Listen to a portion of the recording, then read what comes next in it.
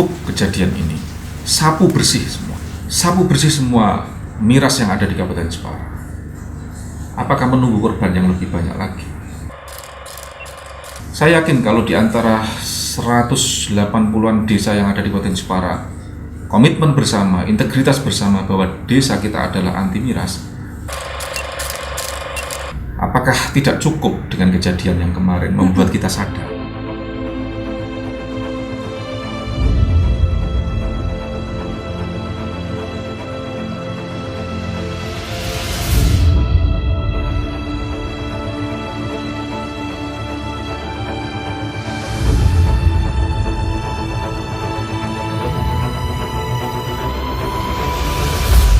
Assalamualaikum warahmatullahi wabarakatuh, Bapak Haizul Ma'arif. Waalaikumsalam warahmatullahi wabarakatuh, Mbak Dinda Kirana. Terima kasih Bapak Haizul Ma'arif. Kami dari tim Konsen DK sudah diberikan waktu dan diperkenankan untuk sowan di kantornya Bapak Haizul Ma'arif. Ini terkait dengan Jepara, yang keinginan kita semua untuk Jepara lebih bahagia, lebih maju, lebih keren. Dari Bapak Haizul Ma'arif selaku Ketua DPRD Kabupaten Jepara, kiprah dan sumbangsihnya untuk Jepara selama menjabat sebagai ketua. Ini kalau kita lihat sangat luar biasa ya. Misalnya selalu melakukan terjun langsung ke desa-desa, belusukan dan lain sebagainya. Kalau kita amati di sosmed juga keren dan luar biasa. Nah, kira-kira motif apa atau tujuan seperti apa untuk Kabupaten Jepara ini Bapak Haizul Ma'arif rela terjun langsung ke desa-desa? Seperti apa, Bapak? Baik, terima kasih Mbak Dinda. Sebelumnya izin buka masker ini biar suaranya lebih jelas. Ya, pertama saya memang diberikan amanah oleh rakyat. Amanah ini yang harus betul-betul tidak kami sia-siakan untuk terus bisa berbuat yang bermanfaat dan memperjuangkan aspirasi masyarakat. Itu yang penting.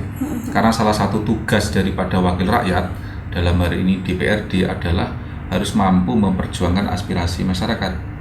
Makanya ketika saya dulu dilantik harus melaksanakan dan memperjuangkan apa yang menjadi harapan dan aspirasi masyarakat. Dan banyak kegiatan sekali yang kami laksanakan, kami perjuangkan kepada masyarakat. Tentu ini sebagai bagian dari feedback atas aduan-aduan atau masukan atau aspirasi dari masyarakat. Saya membuat program banyak sekali, salah satunya termasuk yang di radio, Mbak Dinda, dengan Erlisa dulu. Betul. Dan insya Allah tahun ini juga kita sambung lagi kegiatan itu namanya kegiatan jaring asmara ya, atau jaring aspirasi masyarakat. Nah, kita ingin agar interaksi kita, komunikasi kita dengan masyarakat itu tanpa batas, bisa melalui media radio, bisa melalui ketika saya turba atau turun ke bawah langsung dengan masyarakat, dan banyak hal, sehingga dari interaksi itu baik secara daring maupun offline ya, ketemu langsung, kami mendapatkan banyak masukan soal terkait Jepara. Karena DPRD ini adalah lebih kepada fungsi kontrol. Kita pengen mengontrol agenda-agenda program pembangunan yang dilaksanakan oleh pemerintah ini betul-betul terlaksana dengan baik. Kemudian fungsi kontrol kita harus kita optimalkan, karena dengan kontrol itu tentu akan memberikan balance, keseimbangan dalam hal pembangunan yang ada di Kabupaten Jepara. Tentu harapannya untuk memberikan pembangunan yang tepat sasaran. Begitu Mbak, motivasi. Tentu selain tupoksi yang saya miliki, tentu motivasi saya memang kepingin menjadi orang yang bermanfaat saja untuk masyarakat, dan itu kami dedikasikan kepada masyarakat. Apa yang saya miliki, waktu yang saya miliki, tenaga pikiran, saya ingin memberikan nyumbangsih kepada Jepara sesuai dengan tagline Jepara ini, terus karya tataning bumi. Keren dan luar biasa, terus karya tataning bumi. Ini sosok Bapak Haizul Ma'arif ada di situ ya, rela terjun langsung seperti turun ke bawah turba itu tadi, dan juga ingin sekali selalu bermanfaat bagi masyarakat umat Kabupaten Jepara. Dan kayaknya setelah Bapak Haizul Ma'arif ini menjabat sebagai ketua, sudah dijalankan gitu. Dan luar biasa. Semoga ada kemajuan. Amin. Dan Amin. ada sesuatu yang lebih untuk Kota Jepara ya, Pak Haiz. Amin. Untuk saat ini Pak Haiz, kita juga sedikit ya memang agak kaget ya dan prihatin dengan apa yang terjadi. Semua itu di luar dugaan. Ya. Dan tentunya dari Forkopimda Kabupaten Jepara juga sudah melakukan edukasi yang terbaik untuk masyarakat di Kota Jepara. Tetapi apapun itu semua kembali ke pribadi masing-masing. Kejadian korban meninggal 9 orang karena dampak dari miras oplosan ini sangat membuat kita semua seperti kaget dan ingin melakukan edukasi bagi masyarakat khususnya di Kabupaten Jepara, khususnya juga kepada keluarga korban, kepada para tokoh dan seluruh masyarakat agar tidak terjadi hal yang sama untuk kedepannya. Itu saja mungkin yang harus kita garis bawahi, tidak terjadi kembali, karena yang sudah berlalu sudah nggak bisa diperbaiki lagi. Supaya tidak terjadi kembali, gimana edukasi dari Bapak Haizul Ma'arif selaku Ketua DPR di Kabupaten Jepara? Baik, terima kasih Mbak Dinda. Pertama, saya sangat prihatin, sangat prihatin. Ini ujian kita bersama, ujian bagi korban, bagi keluarga korban, dan juga tak lupa bagi seluruh masyarakat Kabupaten Jepara. Ini kenapa saya katakan ujian? Ini merupakan tamparan yang sangat luar biasa bagi kita, khususnya warga Kabupaten Jepara. Saya juga prihatin kenapa mayoritas korban daripada miras, khususnya oplosan, itu rata-rata adalah pemuda, kaum milenial. Ini kami sayangkan. Gitu. Bisa jadi mereka para korban itu tidak mengira bahwa dia akan meninggal sampai meninggal. Bisa jadi. Nah, ini yang perlu kita harus review apa kemudian penyebabnya. Dan saya kira, menurut saya ada 2 hal faktor yang mungkin mempengaruhi. Satu adalah faktor internal. Faktor internal adalah dari diri kita masing-masing. Kedua, faktor eksternal dari keluarga, kemudian termasuk dari penegakan hukum salah satunya, lingkungan dan lain sebagainya. Nah, yang pertama adalah faktor internal dulu. Dari diri kita masing-masing. Ini soal kesadaran. Maka dari itu, kesempatan yang baik ini saya pengen kita meningkatkan kesadaran dulu. Apakah tidak cukup dengan kejadian yang kemarin membuat kita sadar? Apakah tidak cukup? Oleh karena itu saya ingin membangun kesadaran dari diri kita masing-masing. Kita perlu tahu, dalam agama tentu, hampir semua agama tentu melarang akan bahaya miras tersebut. Negara pun melarang. Pemerintah Kabupaten Jepara, kita sudah mengeluarkan perda yang dulu asalnya Perda nomor 4 tahun 2001, kemudian kita ada perubahan Perda nomor 2 tahun 2013 yang terakhir. Kita di situ jelas bagaimana kita sebagai unsur dari penyelenggara pemerintah daerah juga memberikan larangan yang keras soal miras tersebut. Artinya, ketika agama melarang, negara melarang, berarti ada hal yang tentu dipandang itu mafsadah atau madorot yang banyak atau dampak yang tidak baik kepada generasi muda khususnya. Itu yang harus dipikirkan oleh generasi muda sekarang. Kita ini kan pertama paling kecil ada dalam hal keluarga. Iya, Pak. Keluarga ini harus memberikan satu keteladanan dan edukasi, mentor, pendampingan kepada anak-anak kita. Iya, Pak. Karena saya melihat ini mayoritas korban dari miras oplosan tidak hanya di Jepara saja, di luar itu banyak yang generasi muda. Kita sayangkan itu. Maka keluarga ini harus menjadi garda terdepan dalam hal pendampingan kepada anak-anak kita.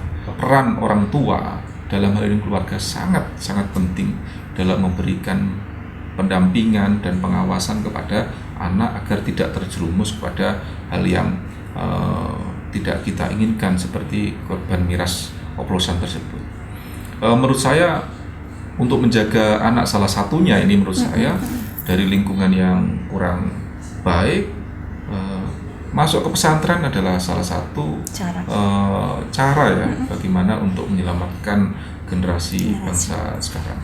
Nah, kita juga saya ingat pesantren kenapa? Karena ini kita mulai minggu depan kita mulai menggodok perda pesantren, Mbak Dina. Oh, keren. Ya, jadi mulai minggu depan kita mulai menggodok perda pesantren untuk menjamin bagaimana mutu dan pendidikan di dunia pesantren. Ini mudah-mudahan bermanfaat bagi masyarakat Kabupaten Jepara.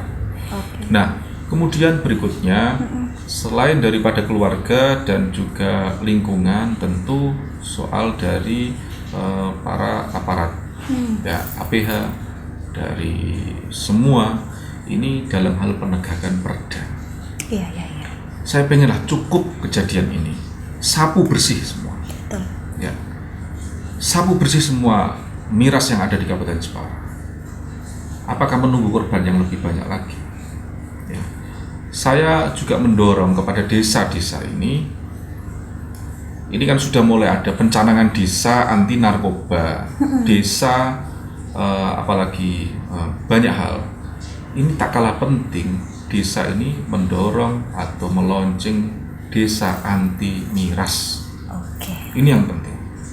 Saya yakin kalau di antara 180-an desa yang ada di Kabupaten Jepara, komitmen bersama, integritas bersama bahwa desa kita adalah anti miras, akan sedikit demi sedikit otomatis tersingkir, terbuang miras jauh masyarakat Jepara dari miras ini. Iya, semoga. Sekarang kita sedikit membicarakan tentang ini, Pak. Jepara sudah mulai merambak kembali tentang virus COVID-19. Di sini kita juga semua prihatin. Selain ada miras, ternyata di sini ada kembali virus COVID-19 yang memakan atau ada korban-korban meskipun tidak meninggal, tapi pasien-pasien sudah mulai ada begitu.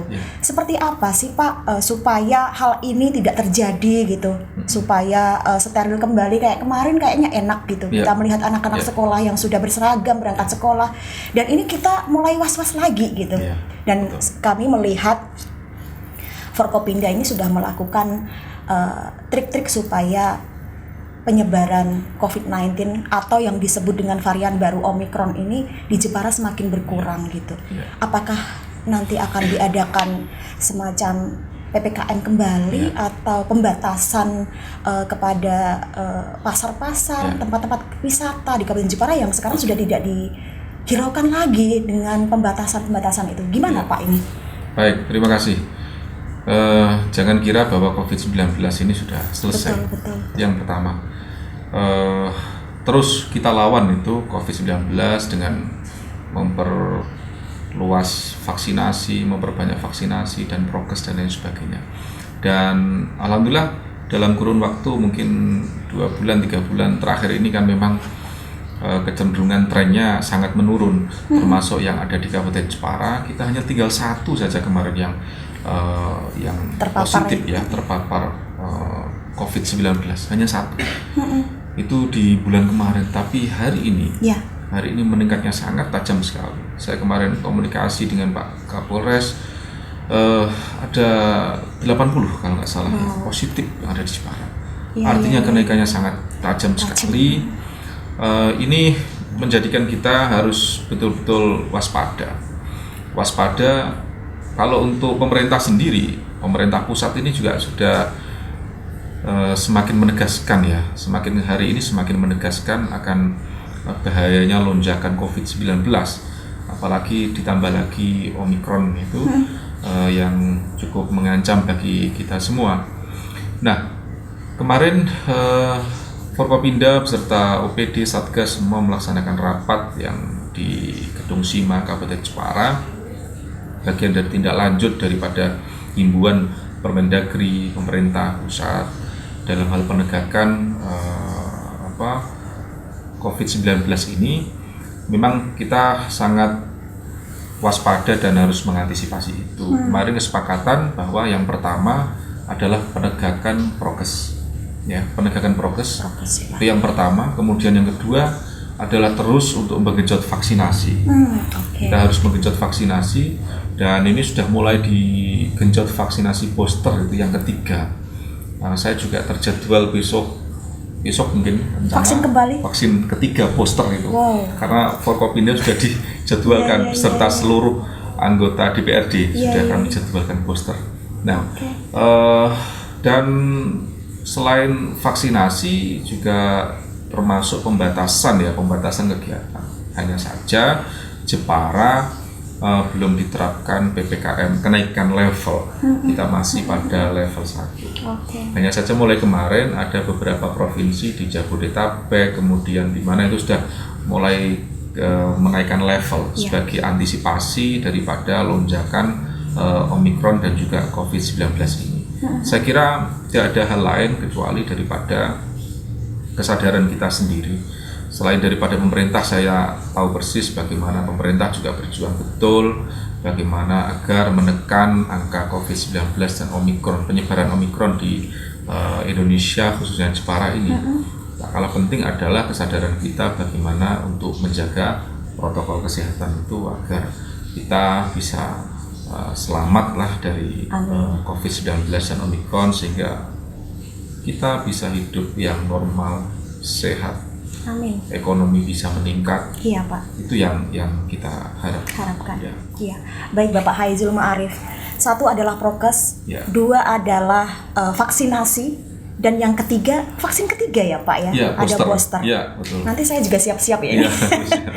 Baik Bapak Haizul Ma'arif, ini keren dan luar biasa. Semoga Jepara bisa terbebas dari COVID-19, itu harapan kita bersama. Amin. Dan tadi Bapak Haizul Ma'arif sempat menyampaikan tentang perekonomian di Kabupaten Jepara juga semuanya bisa terjamin, semuanya bisa melakukan perdagangan, bisnis dan luar biasa dengan lancar tanpa ada kendala. Nah, gimana sih Pak supaya bonus demografi di Kabupaten Jepara ini bisa terlaksanakan dengan baik agar masyarakat usia produktif ini terus bisa melakukan kegiatan yang positif dan itu menghasilkan? Gimana dari Bapak Ketua DPR di Kabupaten Jepara sarannya gitu? Ya, betul. Terima kasih Mbak Dinda.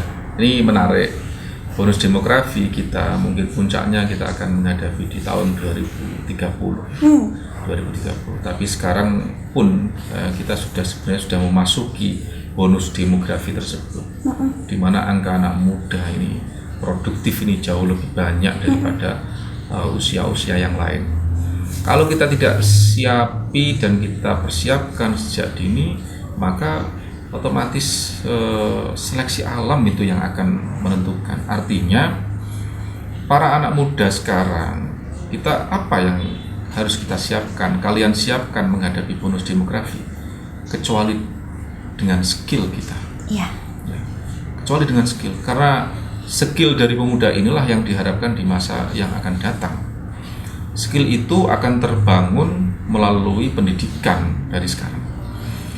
IPM kita, Indeks Pembangunan Manusia Kabupaten Jepara saat ini sudah tinggi sebenarnya dibanding angka batas normal IPM provinsi maupun nasional. Akan tetapi jangan puas dengan angka IPM itu. Kita harus genjot terus, ya. Kita genjot terus. Karena apa?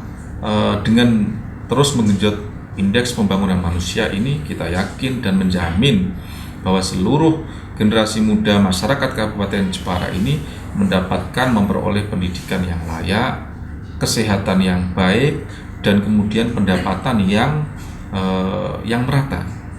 Karena kalau bicara IPM itu standar indikator IPM tinggi itu bukan hanya soal dari pendidikan saja. Iya. Tapi yang pertama adalah pendidikan, lulusan maksudnya. Lulusan, ya, betul. Kedua adalah kesehatan yang layak, baik. Yang ketiga adalah pendapatan. Saya kalau melihat di hasil kinerja pemerintah daerah saat ini, bisa dicek masyarakat itu di website www.djpk.kementeriankeuangan.go.id, itu bisa dilihat hasil kinerja pemerintah daerah. Dalam urusan menyiapkan lapangan pekerjaan, kemudian pengurangan kemiskinan, Jepara unggul. Wow, unggul ya Pak. Itu sudah masyarakat bisa Jadi mengakses. sekarang lebih baik begitu? Ya, Jepara Alhamdulillah. unggul karena banyaknya investasi yang masuk di Kabupaten Jepara sehingga membuka lapangan pekerjaan. Oke. Tapi di sisi lain, di bidang kesehatan, di bidang pendidikan, kita masih rendah. Aduh, ini PR buat kita ya, Pak. Buat kita. Artinya satu, kita tinggi di urusan pendapatan. Ya, lapangan pekerjaan. Nih, kalau sudah mereka bekerja di pabrik mendapatkan upah UMR, UMK, ini artinya indikasi bahwa mendapatkan pendapatan yang cukup layak ya. Tapi di bidang pendidikan sama kesehatan kita masih rendah. Oke, Pak. Padahal anggaran pendidikan kita itu sudah cukup tinggi, 670 miliar sekian. Oke. Atau kurang lebih 29% dari APBD. Oke. Nah, tapi kenapa masih banyak anak remaja ini yang hanya lulus SD tidak mau melanjutkan ke SMP, apalagi ke SMA? Ini yang harus kita garap. Iya, Pak. Kami harapkan betul kita menggenjot dan mendorong wajib belajar 12 tahun ini harus tidak bisa dihindari dan harus dilaksanakan oleh pemerintah Kabupaten Jepara. Dan pos anggaran dalam hal pendidikan paket A, B, C ini harus ditingkatkan dalam rangka membuka kesempatan yang besar kepada generasi muda yang tidak dapat mengakses pendidikan bisa terakomodir melalui program itu. Ini penting, sehingga harapan kita 2 tahun, 5 tahun, 10 tahun ke depan tidak ada anak muda yang hanya lulusan lulusan SD. Karena tuntutan bonus demografi adalah pendidikan. Semakin ke depan, syarat lulusan menjadi hal yang penting. Iya, Pak. Pabrik sekarang ya lulusan SD banyak diterima. Iya. Tapi kita tidak tahu ke depan. Ya. Pabrik-pabrik juga saya harapkan para investor Kabupaten Jepara mendorong program meningkatkan IPM itu dengan memberikan keleluasaan para karyawan untuk melaksanakan paket belajar, paket A, B, C, dan lain sebagainya. Sehingga itu kita bisa meningkatkan indeks pembangunan manusia. Nah, selanjutnya tema pembangunan kita tahun 2023 ini sangat menarik, yaitu penguatan kualitas SDM dan kemudian ekonomi dan infrastruktur. Ini sesuai, kenapa? Karena tahun ini ini kan masa transisi COVID, kita tertatih-tatih selama 2 tahun ini. Iya. Maka 23 ini kita berharap, satu, peningkatan kualitas SDM melalui program-program menggenjot IPM. Kedua, soal ekonomi. Nah, ekonomi kita pengen pemerintah ini program ekonomi, recovery ekonomi, khususnya mendorong UMKM yang ada di Kabupaten Jepara ini semakin meningkat. Jangan hanya investasi yang tidak berbasis kearifan lokal saja yang diundang atau diterima di sini, tapi pemerintah harus mendorong bagaimana bisa menarik investor yang sesuai dengan kearifan lokal, contoh mebel furniture, kemudian tenun troso dan lain sebagainya. Iya, ini Pak. sangat mendukung UMKM yang ada di Kabupaten Jepara. Maka persiapan skill ini menjadi hal yang penting melalui pendidikan dan lain sebagainya, agar kita bisa mampu berdaya saing dan bisa membangun Jepara bersama-sama lebih baik. Amin. Terkait dengan hal tersebut, Pak, kami juga tertarik tentang seperti apa sih Bapak Haizul Ma'arif yang notabene di masyarakat ini banyak sekali disorot. Kita atau kami semua ini seperti ada magnet gitu, Pak. Kami semua lebih cenderung dan lebih suka menyorot sosok Bapak Haizul Ma'arif sebagai Ketua DPRD Kabupaten Jepara muda, termuda selama ini, Pak. Dan sepertinya di sini juga seperti apa yang saya sampaikan tadi, usia produktif ada di Bapak gitu. Ada indikasi atau selentingan gitu. Tahun 2024 Bapak Haizul Ma'arif ini akan mencalonkan diri sebagai bupati. Dan kami juga ingin tahu yang sebenarnya, Pak, langsung dari Bapak. Seperti apa sih, Pak, itu? Ada saja ini. Tapi terus terang saya pribadi belum merarah ke sana. Belum ada niatan, persiapan, termasuk terbesit pikiran menuju ke sana. Saya ingin fokus saja tugas yang diamanatkan saya saat ini dari masyarakat maupun dari partai dalam hal memperjuangkan aspirasi masyarakat melalui tupoksi saya di DPRD. Tapi sekali lagi bahwa politik itu sangat dinamis. Saya juga bagian dari kader partai politik. Ya, kita tidak tahu bagaimana partai politik nanti kemudian memberikan mandat dan lain sebagainya. Jadi kembali kepada satu, memang saya sendiri belum ada niat ke sana, tapi semua tergantung daripada partai politik nantinya, karena politik ini kan sangat dinamis. Tidak bisa ditebak. Iya. Dan 2024 sangat terbuka bagi para. Tapi ini tinggal sebentar loh Pak. Iya betul. Maka saya kira semua bisa mencalonkan diri yang ingin memperjuangkan atau membangun Jepara yang lebih baik nanti. Bapak Haizul Ma'arif, meskipun mungkin saat ini Bapak belum ada keinginan atau niat yang saya sampaikan tadi tentang 2024 ya, tapi masyarakat ini sangat simpati kepada sosok Bapak Haizul Ma'arif yang cara berpikirnya, cara pola membangun Jepara ini, itu sistemnya itu lain begitu Pak. Unsur-unsur religinya di sini itu dapat begitu ya, sosok-sosok untuk menyadarkan masyarakat supaya kita semua selalu ingat kepada Allah Subhanahu wa Ta'ala atau mereka yang menganut agamanya masing-masing untuk terus melakukan edukasi dengan cara religi. Di sini kami merasakan ada nyaman, ada rasa adem, ada rasa tenang begitu. Dan harapan kami semua di tahun 2024 Bapak bisa ikut bergabung begitu supaya religinya terus bisa dilakukan di sini. Kira-kira gimana sih Pak trik-trik dari Bapak Haizul Ma'arif supaya masyarakat ini juga samalah kayak pola pikir yang Bapak Haizul Ma'arif lakukan dengan sistem religi, dengan agama yang kuat begitu. Ada nggak sih ayat atau mungkin hadis Nabi yang menyebutkan bahwa semua manusia itu selalu ingat kepada Yang Maha Kuasa? Seperti apa Pak? Ini kami tertarik di sini.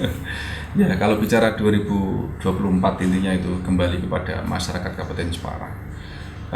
Berikutnya, setiap kepemimpinan kan memiliki tipologi dalam hal kepemimpinan masing-masing ya.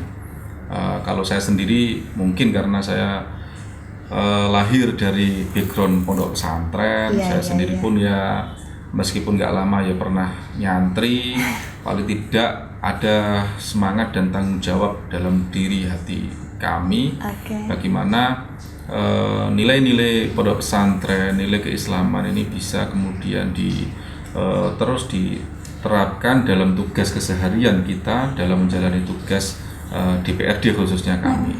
Sehingga dengan itu insya Allah kita selalu paling tidak terarah, terbimbing, terlindungi dari segala hal yang kurang baik. Dari situ saja mungkin motivasinya, sehingga ini salah satu ya ini dari hati, dari diri sendiri saja seperti itu. Dan mungkin kepemimpinan tiap orang memang berbeda-beda. Jadi gitu Pak. Jabatan itu kan termasuk amanah yang diberikan Allah ya. Kita tidak bisa meminta, kita tidak bisa kalau berharap bisa, tapi kita tidak bisa minta. Artinya itu semua serahkan kepada Allah dan juga masyarakat Kabupaten Jepara. Bagaimana Jepara nanti bisa dipimpin oleh orang yang sesuai yang diharapkan dari masyarakat Kabupaten Jepara, dan juga tentu adalah pilihan Allah. Karena kita tidak bisa meminta, karena itu adalah amanah dari Allah dan juga dari masyarakat Kabupaten Jepara. Itu saja. di dunia ini memang ada yang suka, ada yang nggak suka. Ya kita edukasi saja yang terbaik untuk masyarakat di Kabupaten Jepara seperti yang Bapak Haji Ma'arif sampaikan tadi. Sebagian mereka yang suka, yang prosentasenya lebih besar pasti. Harapan kepada masyarakat Kota Jepara untuk mensukseskan bonus demografi tadi, ekonomi merata, terjamin semuanya menuju tahun 2024 juga. Seperti apa Pak? Silakan. Ya, saya kira kemajuan suatu bangsa, kemajuan suatu daerah ini tidak lepas dari sebuah proses demokrasi yang ada di Indonesia, termasuk di Jepara.